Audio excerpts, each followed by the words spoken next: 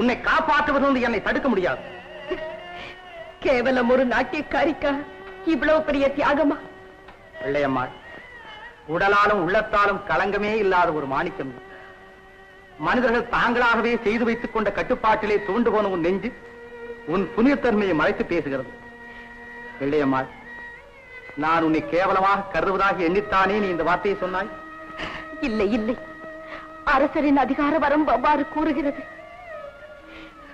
காட்டு முல்லை, கரையோரத்து ரோஜா, தடாகத்து தாமரை, இவைகளை யார் வேண்டுமானாலும் பறிக்கலாம். ஆனால் அதிகாரத்தில் இருப்பவர்கள் வேலி போட்டு விட்டார். மலர் மறுக்கவா முடியும்? அரசாங்கம் எனக்கு வேலி போட்டு விட்டது. இனி நீங்கள் யார், நான் யார்? நீ யார்? இன்று முதல், இப்போது முதல் என் மனைவி.